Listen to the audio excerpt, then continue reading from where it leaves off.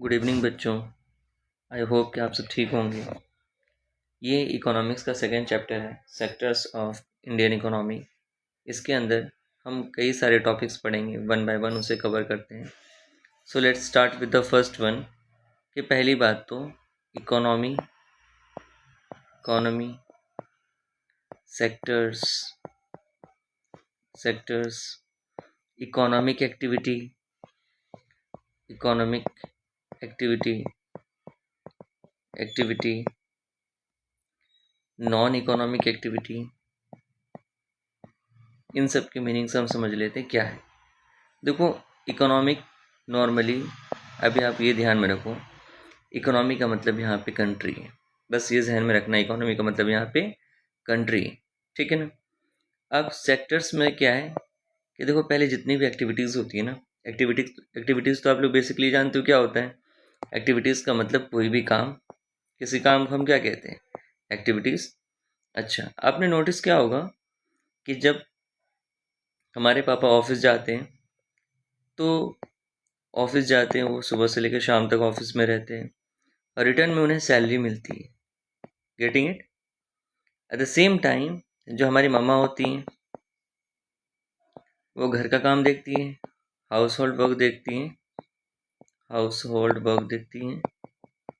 But क्या उन्हें पैसा मिलता है? वी नो कि नहीं, उन्हें कोई सैलरी नहीं मिलती है ना। तो फर्क क्या इन दोनों काम में? काम तो दोनों जगह हो रहा है, यहाँ भी और यहाँ भी। काम ये हो रहा है कि यहाँ जो काम हो रहा है उसके बदले मनी जनरेट हो रही है। मतलब वो काम जिससे इनकम आए, जिससे पैसा आए, उसे हम क्या कहेंगे? उसे हम कहेंगे इकोनॉमिक एक्टिविटी। और वो काम जिससे इनकम नहीं जनरेट हो, मतलब जिससे पैसा नहीं आए, उस काम को हम कहेंगे नॉन इकोनॉमिक एक्टिविटी। ठीक है। अब ये जो इकोनॉमिक एक्टिविटीज़ है ना, उसको क्लासिफाई किया गया है, उसको ग्रुप में डिवाइड कर दिया है। एक को कहते हैं प्राइमरी, एक है secondary and third one tertiary. ये जो टर्शियरी, प्राइमरी, सेकेंडरी और आपका टर्शियरी है, ये सारी एक्टिविटीज़ जो है क्या है, ये जितनी भी इकोनॉमिक एक्टिविटीज़ को ना हमने ग्रुप कर दिया है कि अच्छा, ये काम जो है सेकेंडरी एक्टिविटी के अंदर आएगा, ये काम प्राइमरी एक्टिविटी के अंदर आएगा, ये काम टर्शियरी एक्टिविटी के अंदर आएगा। इस तरह से हमने काम को क्या कर दिया है, ग्रुपिंग कर दी है इसकी। नाउ अब आ जाते हैं इकोनॉमिक एक्टिविटीज़, तो हमने डिस्कस कर लिया। फॉर एग्जांपल यहाँ पे देखो, एक लेडी है, ये घर के काम कर रही है। ये विलेज एरियाज़ में बहुत कॉमन होते हैं इस तरह के पिक्चर्स। तो यहाँ पे काम कर रही है, but she will not get any return. ठीक है, इस काम करने पे उसे कुछ भी नहीं मिलेगा। तो इसलिए ये किसका एग्जाम्पल है? This an example of non economic activity का। Getting it. Now sectors of Indian economy. तो हमने कहा कि हमने 3 अलग अलग ग्रुप बना लिए इकोनॉमिक एक्टिविटीज़ की। अच्छा, क्या है ये ग्रुप? तो देखो, इस ग्रुप के अंदर जो प्राइमरी सेक्टर है ना, ये याद कर लेना, ये एमसीक्यूज में आते हैं कि प्राइमरी सेक्टर को दूसरा किस नाम से जाना जाता है? Agriculture and allied sector. Secondary sector को दूसरे नाम किस नाम से जानते हैं हम? इंडस्ट्रियल और मैन्युफैक्चरिंग सेक्टर। टर्शियरी सेक्टर को किस नाम से जानते हैं? सर्विस सेक्टर के नाम से। ठीक है। नॉर्मली जो भी एग्रीकल्चर या फिर उससे रिलेटेड जितनी भी एक्टिविटीज़ होती हैं, उसको हम प्राइमरी एक्टिविटीज़ कहते हैं। इसका मतलब मेन अगर मैं डेफिनेशन बताऊं प्राइमरी एक्टिविटी का, तो ये है एक ऐसी एक्टिविटी जिसमें आप नेचर को एक्सप्लोर करते हो, जिसमें आप क्या करते हो, नेचर को एक्सप्लॉइट भी करते हो। मतलब नेचर का यूज़ करके आप कुछ ना कुछ बना रहे हो या फिर कोई एक्टिविटी कर रहे हो। तो ऐसी एक्टिविटीज़ को हम क्या कहेंगे? Primary activities. इसके एग्जाम्पल देख लो, एग्रीकल्चर हो गया, dairy, forestry, fishing, poultry, mining, these are examples of primary sector. Secondary sector के अंदर क्या होता है, इसको हम इंडस्ट्रियल और मैन्युफैक्चरिंग सेक्टर कहते हैं और इसी को हम प्रोसेसिंग इंडस्ट्रीज भी कहते हैं, है ना। फॉर एग्जांपल आप देखो, आपने कॉटन प्रोड्यूस किया, है ना, कॉटन प्रोड्यूस किया। अच्छा, इसकी खेती की आपने, ये आ गया आपका किसमें? प्राइमरी एक्टिविटी में। अब इस कॉटन को आपने प्रोसेस करके क्या बना दिया? शर्ट बना दिया। अब ये शर्ट बनने का जो प्रोसेस है, ये कहाँ हुआ? ये कहलाएगा मैन्युफैक्चरिंग, और ये कहाँ होता है? सेकेंडरी सेक्टर में। ठीक है। जैसे यहाँ भी देख लो, sugar cane to sugar, cotton to shirt, these are examples of what? Secondary sector. अब टर्शरी सेक्टर के अंदर क्या है, अब जैसे कॉटन तो बन गया इंडस्ट्री के अंदर, तो क्या कॉटन इंडस्ट्री के अंदर ही रहेगा? नहीं, आपको पता है मार्केट तक पहुंचती है, कैसे पहुंचती है? उसके लिए आपको चाहिए ट्रांसपोर्ट, समटाइम्स कंपनीज को लोन भी चाहिए होती है, तो जो बैंक है वो भी किस में आ जाएगा? आपका सर्विसेज में आ जाएगी। और जितने भी प्रोफेशन है, जितने भी ऑक्यूपेशंस है, वो सारी की सारी सर्विस सेक्टर के अंदर आती है, जिसे हम टर्शरी सेक्टर भी कहते हैं। तो आई होप कि समझ में आ गया होगा तीन अलग अलग सेक्टर्स किसे कहते हैं, प्राइमरी सेक्टर क्या है, सेकेंडरी सेक्टर क्या है, एंड टर्शरी सेक्टर क्या है।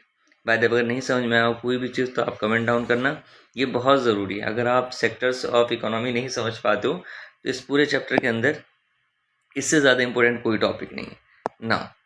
अब हम सेक्टर्स को ना कंपेयर कर रहे हैं। देखो, एक जो हमने ईयर्स लिया है डेट इज़ द 1977 से लेके 1978 का,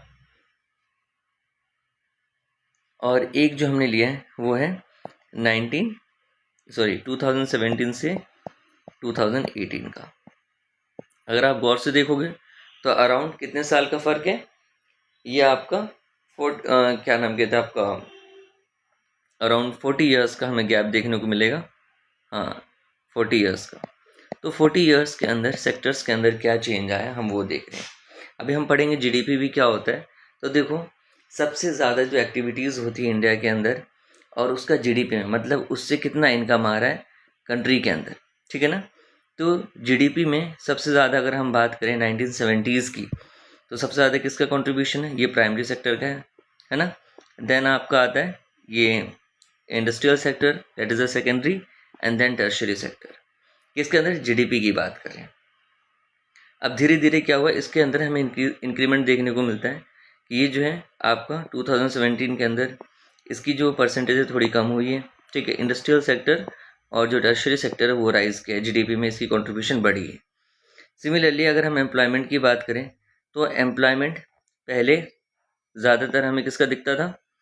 आपका 71% है ये आपका प्राइमरी सेक्टर, और फिर ये इंडस्ट्रियल सेक्टर, और फिर ये देखो असल में ना ग्राफ सही नहीं बना हुआ है इसमें, मतलब परसेंटेज को सही तरीके से शो नहीं कर रहा है, लेकिन आप परसेंटेज यहाँ पे दिया होगा तो आप उससे पता लगा सकते हो क्या चेंज आया है ना। तो ये चीज़ है। अब हमें एम्प्लॉयमेंट की, अभी हमने जीडीपी की बात की, यहाँ एम्प्लॉयमेंट की बात की, एम्प्लॉयमेंट में शेयर। तो यहाँ पे हमने देखा ये एम्प्लॉयमेंट में जो शेयर है वो भी चेंज आया है, लेकिन अगर आप देखोगे तो अभी भी अच्छा खासा परसेंटेज जो है एम्प्लॉयमेंट के सेक्टर में मिल रहा है, वो प्राइमरी सेक्टर में मिल रहा है, ठीक है। तो ये आपका जीडीपी में ये वाला जो पोर्शन है ये बताता है कि अलग अलग सेक्टर का जीडीपी में क्या कंट्रीब्यूशन रहा इन 40 साल में, और कितना चेंज हमें देखने को मिलता है इन 40 साल में, क्या शेयर सेम है या चेंज हुआ, ये बताता है। और ये वाला जो फिगर है, ये वाला चार्ट है, ये दिखाता है कितना एम्प्लॉयमेंट जनरेट हुआ, मतलब इन एक्टिविटीज़ के अंदर कितने लोग एम्प्लॉयड थे, ये बता रहा है। एक 1970s का और एक 2017 एंड 18 का, 40 ईयर्स के अराउंड गैप पे ये। अच्छा, एक बहुत अच्छा क्वेश्चन है, very important, I will say इसे रट लो, ठीक है। बहुत अच्छा क्वेश्चन है कि अभी अगर हम देखेंगे ना तो टर्सरी सेक्टर क्या हो रहा है, राइज हो रहा है, ठीक है। तो उसके राइज होने के पीछे क्या क्या रीज़न है? अगर हम कह रहे हैं टर्शियरी सेक्टर राइज हो रहा है, उसके पीछे क्या क्या रीजंस है ना। देखो, सबसे पहली चीज़ तो ये है कि टर्शियरी सेक्टर के अंदर आपको पता है क्या आता है, सर्विसेज आते हैं, सर्विसेज, है ना। अब कोई भी कंट्री हो, चाहे देखो रिच हो चाहे पुअर कंट्री हो, कुछ बेसिक फैसिलिटीज़ हैं जो हर एक कंट्री के अंदर होती है, और ये गवर्नमेंट की भी ड्यूटी होती है उसको प्रोवाइड करना, है ना। जैसे एजुकेशन हो गया, हेल्थ केयर हो गया, पुलिस स्टेशन हो गया, म्यूनिसिपल कॉरपोरेशन, ये वो सारी चीज़ें हैं जो किसी के पास हो ना हो, लेकिन एक कंट्री के अंदर ये चीज़ें होती है। तो देखो, बेसिक सर्विसेज है ना। तो ये तो कॉमन चीज़ है। तो पहला ये कि बेसिक सर्विसेज हर कंट्री के अंदर होती है, और वो किसका पार्ट है, टर्शरी सेक्टर का, ठीक है। देन सपोर्टिंग अदर सेक्टर्स, ठीक है। सपोर्टिंग अदर सेक्टर्स का मतलब क्या है कि जो भी सेक्टर्स हैं, अगर हम बात कर ले एग्रीकल्चर की या इंडस्ट्रीज का, मतलब प्राइमरी और सेकेंडरी सेक्टर, इन दोनों को लिंक करने का काम करता है, इनको हेल्प करने का काम करता है, जो लिंक करते हैं उसे हम सर्विस सेक्टर कहते हैं। फॉर एग्जांपल, मैंने जैसे कहा था एग्रीकल्चर हुआ, एग्रीकल्चर में कोई चीज़ प्रोड्यूस हुई तो उसको इंडस्ट्री तक ले जाने में कौन हेल्प करता है, ट्रांसपोर्ट हेल्प करता है। तो इस तरह से सपोर्टिंग सेक्टर की तरह एक्ट करता है, तो इसका होना ज़रूरी है। एक इस रीज़न की वजह से। सेकंड, आपको पता है जैसे जैसे इंसान की जब इनकम बढ़ती है ना, तो उनकी चॉइसेस भी बढ़ती है। फॉर एग्जांपल सर्विसेज में क्या है, अब जैसे मान लो कि अगर किसी के पास इनकम कम है, तो वो क्या, वो कोई मेड रखेंगे? ऑब्वियस बात है, कोई मेड नहीं होगा उनके पास। बट जब उनकी सैलरी बढ़ेगी, बट उनकी जब उनकी इनकम बढ़ेगी, तो वो क्या चाहेंगे कि मेड हमारे यहाँ काम करे। तो एक ये मेड जो आपके यहाँ काम कर रही है, वो क्या कर रही है, वो एक सर्विस प्रोवाइड कर रही है। She is a part of tertiary sector. ये चीज़ समझना है ना। उसी तरह से आप जो है जब पैसा होगा तब आप घूमने के लिए जाओगे, प्राइवेट हॉस्पिटल्स में दिखाओगे, शॉपिंग करोगे। तो एक ये है कि इनकम में भी राइज हो रहा है, तो एक ये रीज़न है टर्शरी सेक्टर का राइज होने का। And the last one is the IT sector. आपको पता है आईटी सेक्टर बूम कर रहा है। मैक्सिमम चीज़ें जो है एआई से, चीज़ें जो हैं एआई आपको देखने को मिले, जैसे चैट जीपीटी है और कई सारी आपको रोबोट्स देखने को मिल रहे हैं। तो जो आईटी सेक्टर है ना, वो रैपिडली ग्रो कर रहा है। और आईटी सेक्टर के अंदर क्या है, जितनी भी जॉब्स हैं, जितनी भी एक्टिविटीज़ है, they all are services. Getting it? अगर मान लो आपको कोई कंप्लेन करनी है, तो आप क्या करते हो, आप कस्टमर केयर को लगाते हो और वो आपकी कंप्लेन को रिजॉल्व करते हैं। तो वो क्या है, वो सर्विस ही तो है। तो ये चीज़ हमें ध्यान रखना है। तो एक आईटी सेक्टर का ग्रो होना, ये भी आपको टर्शरी सेक्टर को राइज करने में हेल्प करता है। Very important, I am again saying, इस इसको याद करना है। देन आ जाते हैं जीडीपी। ये भी एक बहुत अच्छा टॉपिक और काफ़ी इंपॉर्टेंट टॉपिक है ना। अब देखो जीडीपी क्या होता है। पहली बात तो समझना है कि जीडीपी हम क्यों मेज़र करते हैं, ठीक है। इससे पता चलता है कि कोई भी कंट्री कितनी बड़ी है। आपने सुना होगा यूएस के बारे में, जीडीपी वर्ड तो कॉमन है कि भाई यूएस की जीडीपी बहुत ज़्यादा है, इंडिया की भी जीडीपी बढ़ रही है ना। पाकिस्तान गरीब बेचारा, इसकी जीडीपी क्या है, कम है ना। इसकी जीडीपी गिर रही है। तो है क्या जीडीपी? जीडीपी असल में बताता है किसी कंट्री के अंदर कितना पैसा है, ठीक है।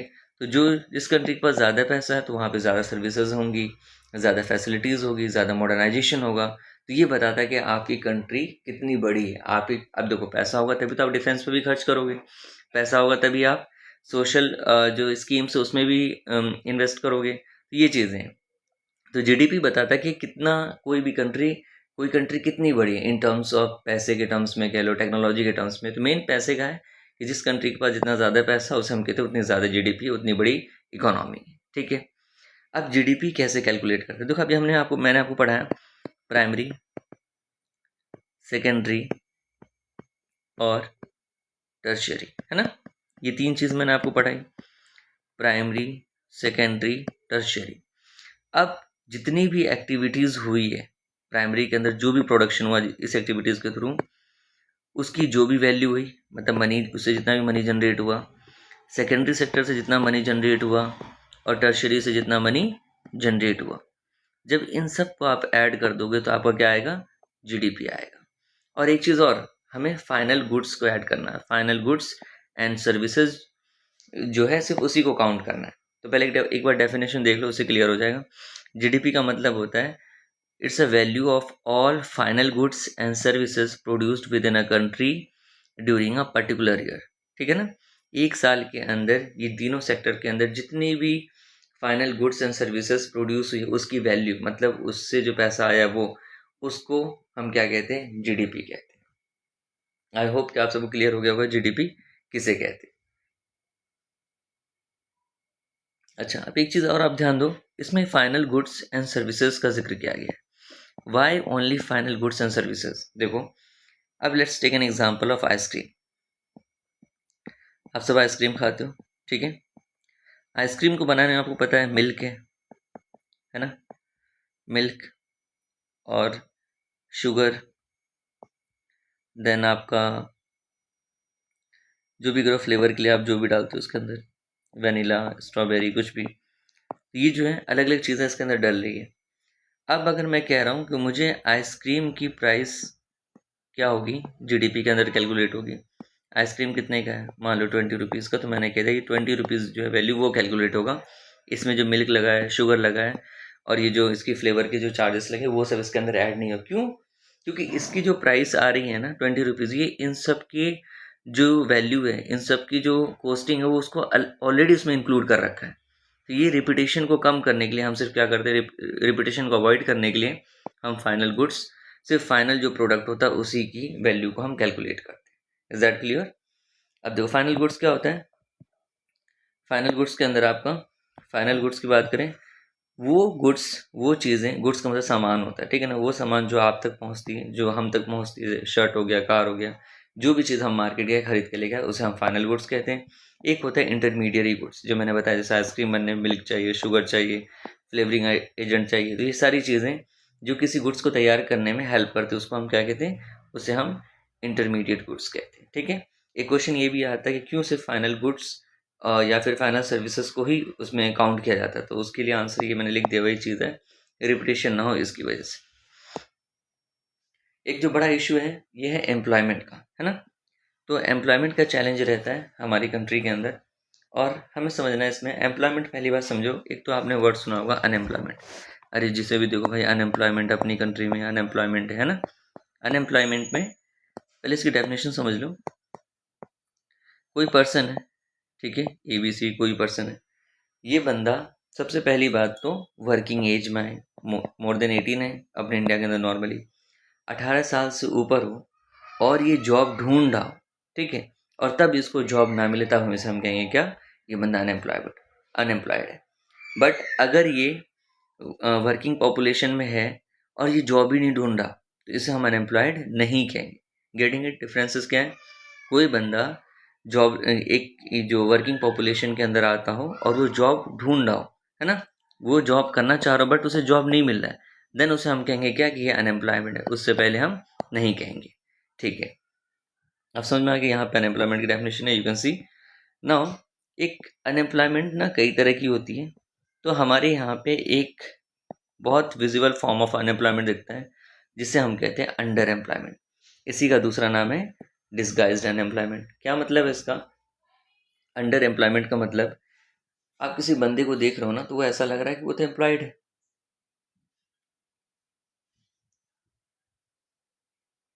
वो काम कर रहा है, बट वो असल में अपनी पूरे पोटेंशियल को यूज़ नहीं कर पाता। फॉर एग्जांपल, ये देख रहे हो आप, एग्रीकल्चर हो रहा है यहाँ पे।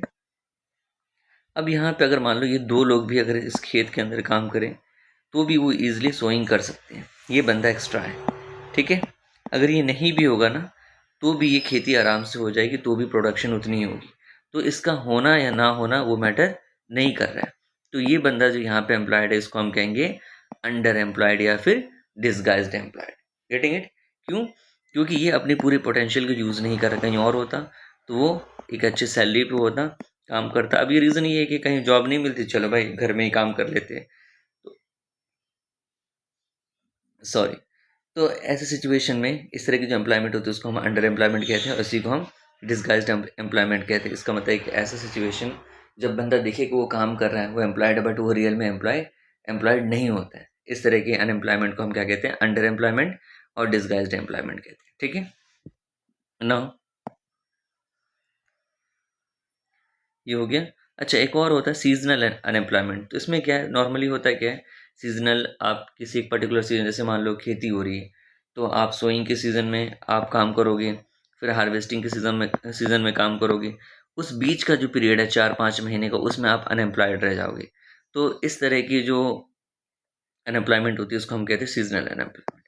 आप एम्प्लॉयमेंट कैसे जनरेट कर सकते हैं? एक तो सबसे पहली चीज़ है इंफ्रा को बेहतर करके। इंफ्रा का मतलब होता है जैसे रोड हो गया, ट्रांसपोर्ट सिस्टम हो गया, स्टोरेज फैसिलिटीज़ हो गई, ठीक है ना। तो ये सब क्या इंफ्रास्ट्रक्चर का काम है। कई बार होता है कि रोड अच्छी नहीं होती, अब देखो रोड अच्छी होगी, ट्रांसपोर्टेशन का काम होगा, लोगों को रोज़गार मिलेगा, ड्राइवर बनेंगे, ठीक है। साथ साथ जो हेल्पर होंगे, जो लोडिंग अनलोडिंग का काम होगा, वो सब कब होगा, जब रोड अच्छी होगी तभी होगी। अब रोड की कनेक्टिविटी होगी, दूसरे शहरों से जाएंगे, तो जो सामान यहाँ पे है वो कहीं और जाके बेच सकते हैं। ये सारी चीज़ें कब होगी, जब इंफ्रा डेवलप होगा, जब मतलब इंफ्रास्ट्रक्चर डेवलप होगा। फिर है फॉर्मल सेक्टर। देखो अब ना एक गांव में क्या होता है, लोन लेते लोग, जिसको साहूकार कहते हैं, मनी लेंडर से। किससे लेते हैं? मनी लेंडर से। और वो ना इंटरेस्ट रेट जो वो चार्ज करती है, इसको हम पढ़ेंगे आगे 3rd चैप्टर में। इंटरेस्ट रेट जो चार्ज करते हैं ना, वो बहुत ज़्यादा हाई होता है। अब उसकी वजह से क्या है कि बहुत सारे लोग जो है वो डेप्ट साइकिल में फंस जाते हैं। तो इस चीज़ को अवॉइड करने के लिए कहा कि फॉर्मल सेक्टर होना चाहिए, मतलब बैंकिंग का सिस्टम गांव वगैरह में होना चाहिए। फूड प्रोसेसिंग का काम कई बार होता है क्या है कि जो लोग हैं उन्हें एक दिन के अंदर ही या 2-3 दिन के अंदर ही अपने सामान को बेचना पड़ता है। क्यों? क्योंकि जैसे मान लो टोमेटो है, तो ये सारी चीज़ें ना बहुत जल्दी ख़राब हो जाती है। तो हमारे पास जो है कोल्ड स्टोरेज सिस्टम वगैरह, फूड प्रोसेसिंग का सिस्टम वगैरह हमें एस्टेब्लिश करना पड़ेगा, ताकि चीज़ें बेहतर हो जाए। फिर एक है एमजी नरेगा स्कीम। ये बहुत अच्छा एक स्कीम है, जो अभी भी इम्प्लीमेंटेड है और काफ़ी सक्सेसफुल रहा है। ठीक है? अच्छा, हम यहीं पे डिस्कस कर लेते हैं एमजी नरेगा स्कीम। नहीं तो चलो आगे डिस्कस कर लेते हैं एमजी नरेगा। ठीक है? देखो, एक जो हमारा फंडामेंटल राइट है ना, राइट टू फ्रीडम, उसके अंदर कई सारी राइट आती है ना। उसके अंदर एक है राइट टू वर्क भी, कि राइट टू वर्क भी, राइट टू लाइफ के अंदर, सॉरी हाँ, राइट टू लाइफ के अंदर एक एक क्लॉज उसके अंदर ये भी आता है कि राइट टू वर्क, मतलब हर इंसान, जो इंसान काम ढूंढ रहा है उसको काम मिलना चाहिए, ये भी एक तरह का हमारा फंडामेंटल राइट है। तो इस तरह को इस चीज़ को ध्यान में रखते हुए एक स्कीम लेकर आई, गवर्नमेंट ऑफ इंडिया लेकर आई 2005 में, जिसको कहते हैं नरेगा। इसकी फुल फॉर्म है Mahatma Gandhi national rural employment guarantee act. ठीक है? इस एक्ट के अंदर क्या कहा गया कि जो भी एडल्ट है रूरल एरियाज के अंदर और जो काम करना चाहते हैं, उसको 100 डेज की एम्प्लॉयमेंट गवर्नमेंट प्रोवाइड करेगी। ठीक है? और इन केस अगर 100 डेज की employment out of 365 days government नहीं अलाउ कर उसको प्रोवाइड करवा पाती है, तो उस केसेस में जो भी उनका 100 डेज की जो पेमेंट बनती है वो उनके बैंक में, या फिर वो उनको किसी और मीडियम से मिल जाएगा। ठीक है? और काफ़ी ज़्यादा डिस्ट्रिक्ट्स में ये इम्प्लीमेंटेड है, जैसे कि यहाँ पे 623 डिस्ट्रिक्ट लिखा हुआ है। ऑल दो इससे ज़्यादा भी जो डिस्ट्रिक्ट्स हैं उसमें ये चीज़ें इम्प्लीमेंटेड है। किसकी बात करें हम? एमजी नरेगा की। फुल फॉर्म याद कर लेना, Mahatma Gandhi national rural rural employment guarantee act 2005 में आया था। नाउ एक लास्ट टॉपिक है ऑर्गेनाइज्ड वर्सेस अनऑर्गेनाइज्ड सेक्टर, है ना। देखो, ऑर्गेनाइज सेक्टर और अनऑर्गेनाइज सेक्टर, हम सब जॉब्स करते हैं, लेकिन कुछ लोगों की, आप अच्छा एक बात बताओ, आपने देखा होगा मैक्सिमम लोग गवर्नमेंट जॉब की तैयारी करते हैं। क्यों करते हैं? क्या पागल है, भूत सवार हो गया उनके ऊपर, है ना। ऐसा नहीं कि सिर्फ उन्हीं को सैलरी मिलती है, प्राइवेट सेक्टर में भी मिलती है, लेकिन क्यों लोग गवर्नमेंट जॉब्स की तरफ जाना चाहते हैं? रीज़न ये है कि इट इज़ ऑर्गेनाइज्ड, और जो प्राइवेट सेक्टर वो मैक्सिमम या मोस्टली क्या है? अनऑर्गेनाइज्ड।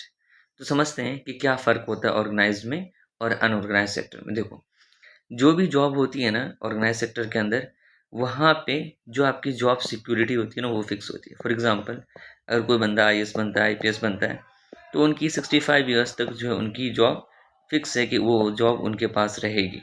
ठीक है ना, 65 साल तक की जॉब उनकी फिक्स हो गई। एक बार उसने उसे कोई जॉब मिल गई तो वो 65 ईयर्स तक फिक्स है, उसे ये नहीं कोई भी अचानक से हटा देगा।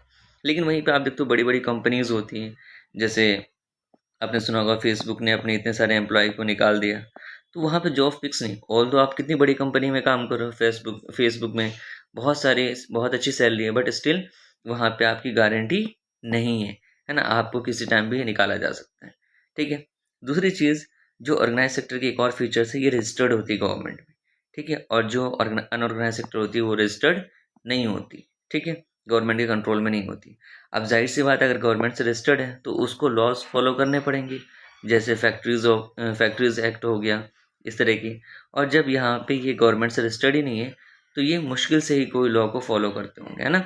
वर्किंग कंडीशन यहाँ पे सही होती है, मतलब फिक्स्ड आवर्स। तो फॉर एग्जांपल मान लो कि 9 to 5 हमें जॉब करना है, या फिर 6 घंटे की नौकरी है, 8 घंटे की, 8 घंटे की या 6 घंटे की, नॉर्मली यही होता है। यहाँ पे ऐसा कुछ नहीं होता है। यहाँ पे आपको बहुत बहुत लंबे समय तक आपको काम करना पड़ेगा। फॉर एग्जांपल, लॉन्ग आवर्स में क्या कहने का मतलब है, आपने देखा होगा अगर आप जॉब कर रहे हैं, तो जैसे आपने देखा होगा ना, वो लेबर जो होते हैं, जो डेली वेज वर्कर्स होते हैं, जो दिहाड़ी पे काम करते हैं, वो सुबह सुबह आते हैं, और वो सुबह मान ले 7-8 बजे आए, रात के कभी 8 बजे जा रहे हैं, 10 बजे जा रहे हैं, या फिर कभी 5 बजे ही चले गए, तो उनका जो वर्किंग आवर्स है ना वो फिक्स नहीं है। तो इस चीज़ का ध्यान रखना। तो यहाँ पे जो वर्किंग आवर्स है वो फिक्स होती है ऑर्गेनाइज्ड में, और यहाँ पे नहीं होती। अच्छा, यहाँ पे आपको पेड लीव मिलती है, जैसे अगर मान लो कोई फीमेल है, वो प्रेग्नेंट हो गई, तो उसको मैटरनिटी लीव मिलती है, साथ साथ उसके हस्बैंड को भी मिलती है। लेकिन ये सारी इस तरह की चीज़ें आपको नहीं मिलेगी। कई बार तो फेस्टिवल्स की भी लीव नहीं मिलती, है ना। तो ये सब कुछ एग्जांपल है, जैसे एक ऑफिस वर्कर या गवर्नमेंट एम्प्लॉय कह लो, सबसे बेहतर है गवर्नमेंट एम्प्लॉय, ये एग्जांपल ऑर्गेनाइज्ड का। और जैसे टी स्टॉल वर्कर है, ये सारे एग्जांपल हो गए अनऑर्गेनाइज सेक्टर का। आई होप कि आपको ये चैप्टर कंप्लीटली समझ में आ गया होगा। अगर कोई भी डाउट है तो आप डायरेक्टली जो है कमेंट कर सकते हो, जो भी चीज़ें मुझे ऐड ऑन करनी है। और अगर आपको इसके रिवीजन नोट्स चाहिए तो वो आपको दुआ अकेडमी जो चैनल है व्हाट्सएप का, आप उस पर एक्सेस वहाँ से आपको मिल सकता है। Thanks, have a good day.